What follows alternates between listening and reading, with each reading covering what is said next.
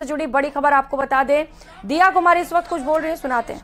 बहुत ध्यान रखते हैं, चलो उनका वोट बैंक समझते हैं इनको और उनके लिए इमीडिएटली घोषणा भी हो जाती है। लेकिन वहीं पर जब हिंदू समाज के लोगों की पिटाई होती है, दुकानें लूटी जाती हैं, उनके लिए भी आपने क्या किया? अभी तक कुछ घोषणा की? उनकी प्रोटेक्शन के लिए आपने कुछ किया? कन्हैया लाल जी उदयपुर में जो घटना हुई कन्हैया लाल जी के साथ, उसके बाद उनके परिवार को सिर्फ 5 लाख रुपए मुआवजा दिया गया, यहाँ पर 50 लाख रुपए दिए गए। इसमें क्यों राजनीति की आपने? ये राजनीति है नहीं, राजनीति नहीं है तो क्या है बताइए? एक सम्मान आपका रवैया होना चाहिए, व्यवहार होना चाहिए, चाहे किसी भी समाज का व्यक्ति हो, किसी भी धर्म का हो, आपके लिए सब एक समान होना चाहिए। आपको राजस्थान की जनता ने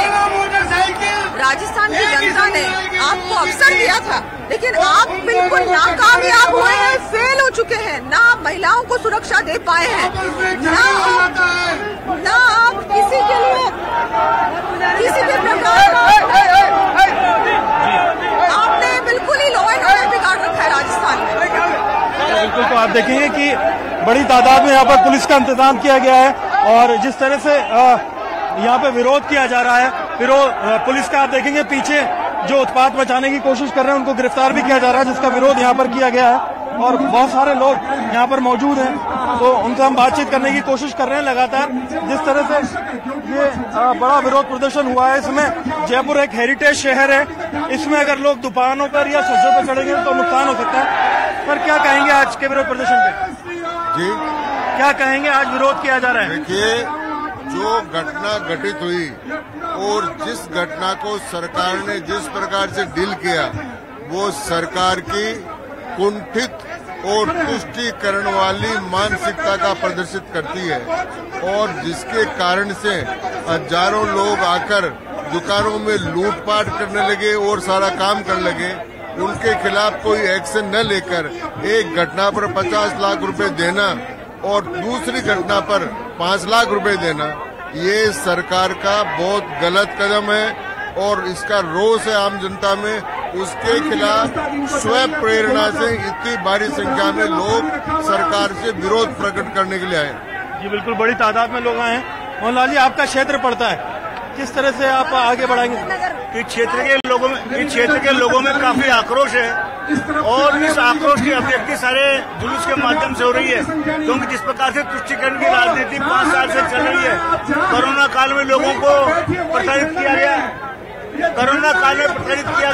उसके बाद अब उनके तुष्टीकरण की राजनीति चल रही है। चाहे पुलिस का चालान हो, चाहे अतिक्रमण हो, चाहे पार्किंग हो, सभी जगह पर पूरा भ्रष्टाचार है। जनता त्रस्त है और उसके खिलाफ जनता आ रही है। यहाँ पर जनता त्रस्त है। जयपुर शहर क्या तैयारी कर रहा है? जयपुर शहर सरकार की तुष्टीकरण की नीति के खिलाफ आज सड़कों पे आया है। राजस्थान की सरकार के लिए सारी जनता एक समान है, लेकिन जिस प्रकार एक ही दिन में 2 घंटे में।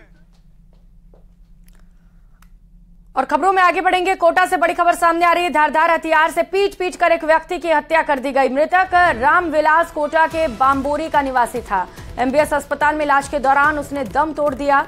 देवली मांझी थाना पुलिस अब पूरे मामले को लेकर जांच पड़ताल में जुटी हुई है। तो कोटा से ये बड़ी खबर आपको बता रहे हैं, जहां पर धारदार हथियार से पीट कर एक शख्स की हत्या कर दी गई। एक शख्स को इतना पीटा गया कि उसकी मौत हो जाती है। मृतक रामविलास एमबीएस अस्पताल में भर्ती था, जिसने इलाज के दौरान दम तोड़ दिया। तो देवली मांझी थाना पुलिस पूरे मामले को लेकर जांच पड़ताल में जुटी हुई है। इस मामले को लेकर शिकायत दर्ज करा दी गई है और आपको बताते चले कि आपसी रंजिश से जुड़ा ये पूरा मामला बताया जा रहा है, जहां पर एक व्यक्ति को जमकर पीटा जाता है।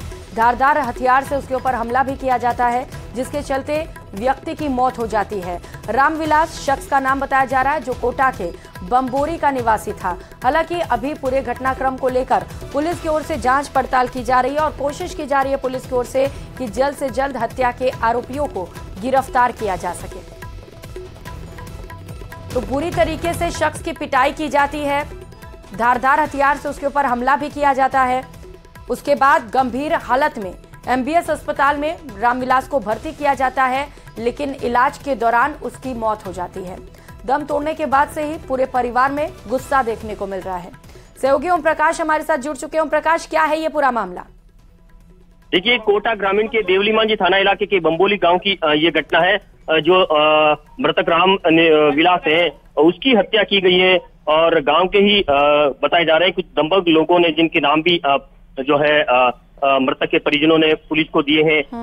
पुलिस डिटेन करने की बात कर रही है। फिलहाल ये कहा जा सकता कि पीट कर इस व्यक्ति की, जो 45 वर्षीय व्यक्ति रामविलास था, उनकी हत्या की गई है। खेत पर ट्रैक्टर में डीजल भरते समय इसके ऊपर जो है जानलेवा हमला किया गया। हमले के बाद गंभीर घायल अवस्था में इसको कोटा के एमबीएस अस्पताल लाया गया, जहां उन्होंने फिलहाल इलाज के दौरान दम तोड़ दिया। एमबीएस अस्पताल की मोर्चरी में रखवाए गए मृतक के शव का फिलहाल पोस्टमार्टम जो है किया जा रहा है। और वही जो है मर्डर के बाद जो परिजनों में एक तरफ आक्रोश है, वही परिजनों का रो रो कर बुरा हाल है, क्योंकि 45 वर्षीय जो राम विलास है बताया जा रहा है कि वो घर में कमाने वाला एक ही था। फिलहाल एमबीएस अस्पताल की मोर्चरी के बाहर पुलिस का जमावड़ा है। एमबीएस अस्पताल की मोर्चरी में रखाए गए मृतक के शव का पोस्टमार्टम करने की प्रक्रिया शुरू की जा चुकी है और वो जो है बम्बोली थाना इलाके के लोग भी वहां मौजूद है। फिलहाल देवली मंजी थाना पुलिस पूरे मामले की जांच कर रही है, लेकिन ये कहा जा सकता है कि हत्या की इस वारदात के बाद ग्रामीणों में फिलहाल आक्रोश है और पुलिस के अधिकारियों का कहना है कि जल्दी इस मामले में आरोपियों को गिरफ्तार कर लिया जाएगा। जी ओम प्रकाश, कुछ मांगे रखी गई हैं ग्रामीणों या परिजनों की ओर से? देखिए, प्रथम दृष्टिया तो फिलहाल ये कहा जा रहा है कि उनके आरोपियों को जल्द से जल्द गिरफ्तार किया जाए और कई और आरोपी इसमें हो सकते हैं। हालांकि पुलिस से इनकी मांग है कि बहुत सारे लोग जो अप्रत्यक्ष रूप से जो घटना स्थल पर मौजूद नहीं थे, उनकी मिलीभगत हो सकती है। हत्या की वारदात को अंजाम देने की मंशा के साथ साथ कौन इसमें जो है भूमिका में थे, किन्होंने षड्यंत्र रचा। प्रकाश, अब देखना है कि कब तक पुलिस की ओर से कार्रवाई कर आरोपियों को गिरफ्तार किया जाता है। बहुत शुक्रिया आपका तमाम जानकारियों के लिए।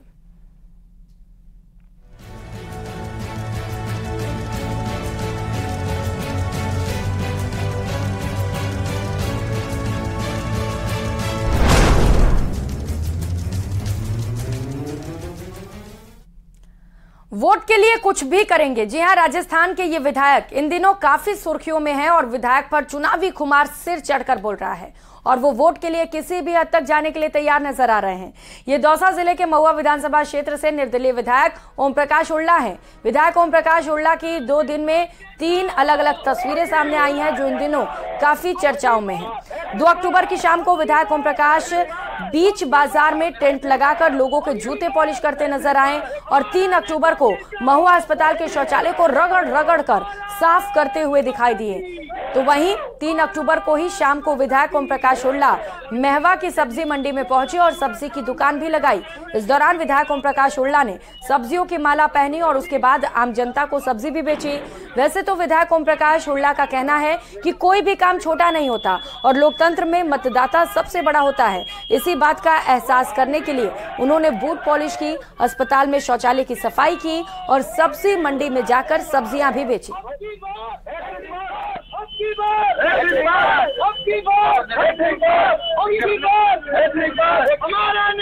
सब लोग देशवासी भारत माता के वीर सपूत हैं और भारत माता की रक्षा करने के लिए प्रत्येक भारतीय की जिम्मेदारी बनती है कि भारत राष्ट्र स्वच्छ हो, निर्मल हो।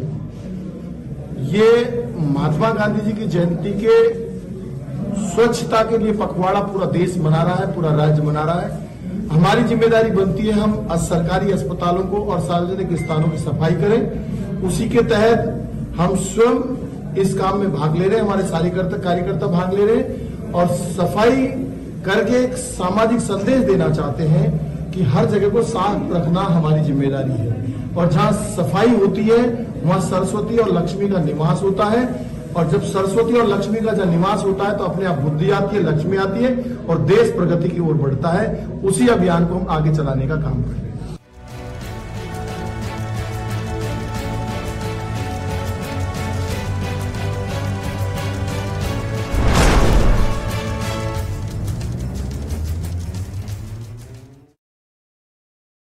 तैयार चुनाव प्रचार को धार। जी हां, जयपुर से बड़ी खबर सामने आ रही है। बीजेपी ने अपने चुनाव प्रचार प्रसार को तेज कर दिया है। बीजेपी के राष्ट्रीय अध्यक्ष जेपी नड्डा का आज जयपुर का दौरा है। आज बीजेपी के आकांक्षा रथ को जेपी नड्डा रवाना करेंगे। सभी 200 विधानसभा क्षेत्र में ये रथ रवाना होने वाले हैं। बीजेपी संकल्प पत्र के लिए आम लोगों से सुझाव लिए जाएंगे। आपनो राजस्थान इसका नाम है और इसके अंदर लोगों से सुझाव लिए जाएंगे। आपके सुझाव हमारा संकल्प, ये संदेश बीजेपी की ओर से देने की कोशिश की जा रही है। मिशन 2023 को लेकर आकांक्षा रथ को रवाना किया जाएगा। आज बीजेपी के राष्ट्रीय अध्यक्ष जेपी नड्डा जयपुर पहुंचेंगे और यहीं से 200 विधानसभा क्षेत्रों के लिए इन रथों को रवाना किया जाएगा। भगवा रंग में इन रथों को सजाया गया है और लिखा गया है इस पर, जैसा कि आप पढ़ भी पा रहे होंगे, सुझाव आपका संकल्प हमारा। लोगों से अलग अलग माध्यम से सुझाव लिए जाएंगे और इन्हें बीजेपी अपने संकल्प पत्र में शामिल करेगी, यानी कि लोगों से जुड़े मुद्दे बीजेपी के संकल्प पत्र में शामिल होंगे। उसके लिए हमने एक आउटरीच प्रोग्राम बनाने के लिए रथ बनाए हैं और वो सभी जिलों में रथ जाएंगे और जनता से सुझाव लेंगे। तो हमने उस प्रोग्राम का या अभियान का नाम दिया है आपनो राजस्थान, सुझाव आपका संकल्प हमारा। उसकी लॉन्चिंग करने के लिए हमारे राष्ट्रीय अध्यक्ष जेपी नड्डा जी जयपुर आ रहे हैं। थानों पर वो रथ जाएंगे, प्रमुख स्थानों पर वो रथ रहेंगे। हमारा एक संयोजक उस जिले का और एक सह संयोजक इस अभियान का उस रथ में साथ रहेगा और जहां भी घंटा, 2 घंटा, 15 मिनट, 20 मिनट रथ को खड़ा करना होगा, खड़ा रखेंगे और जनता से सुझाव लेंगे। प्रदेश भर में अगले 20 दिनों तक ये रथ जो है वो अलग अलग क्षेत्रों में जाएंगे। आम जनता यानी तमाम तरह के वर्गों से जो है वो सुझाव जो है वो लिए जाएंगे ताकि बीजेपी जो है वो अपना संकल्प पत्र जो है वो बना सके। तस्वीरों में आप देख सकते हैं इस संकल्प जो ये रथ बनाए गए हैं उसमें 3 राजस्थान के नेताओं की और बाकी पीएम मोदी और बीजेपी के राष्ट्रीय अध्यक्ष जेपी नड्डा का जो है वो फोटो जो है वो लगाए गए हैं। इसके अलावा सुझाव के लिए बीजेपी ने एक मिस कॉल नंबर भी जो है वो जारी किया है। व्हाट्सएप के जरिए भी सुझाव लेने की कोशिश की गई है। इस प्रकार के स्कैनर जो है वो लगाए गए हैं, अपने सुझाव भेजने के लिए स्कैन करें तो इस प्रकार के इसमें स्कैनर भी जो है वो लगाए, यानी हाईटेक तरीके से बीजेपी जो है वो सुझाव जनता से मांगने के लिए निकल रही है। अगले 20 दिन जो है वो अलग अलग विधानसभा क्षेत्रों से सुझाव जो है वो लिए जाएंगे और उसके बाद बीजेपी जो है वो संकल्प पत्र तैयार करेगी। कैमरा पर्सन अविनाश के साथ सौरभ गृहस्थी, न्यूज़ 18 राजस्थान, जयपुर। और अब बात प्रधानमंत्री नरेंद्र मोदी के मिशन राजस्थान की। कल जोधपुर के दौरे पर प्रधानमंत्री नरेंद्र मोदी रहने वाले हैं। चुनाव से पहले जोधपुर को कई बड़ी सौगातें दी जाएंगी। पीएम कई परियोजनाएं राष्ट्र को समर्पित करेंगे। 5000 करोड़ की परियोजनाओं का शिलान्यास किया जाएगा। आईआईटी जोधपुर परिसर राष्ट्र को समर्पित करेंगे प्रधानमंत्री नरेंद्र मोदी। जोधपुर एयरपोर्ट पर नई टर्मिनल बिल्डिंग की आधारशिला भी रखी जानी है। जोधपुर एम्स में ट्रॉमा सेंटर और क्रिटिकल केयर की भी आधारशिला रखी जाएगी।